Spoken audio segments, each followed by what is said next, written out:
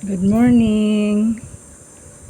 Almusal tayo. Ito yung aming almusal for today. At may rice. heavy almusal. Heavy breakfast. Tayo. Kagagaling lang bumoto. Tapos na kaming bumoto. Ayan. So, let's eat na. In the name of the Father, and the Son, and the Holy Spirit. Amen.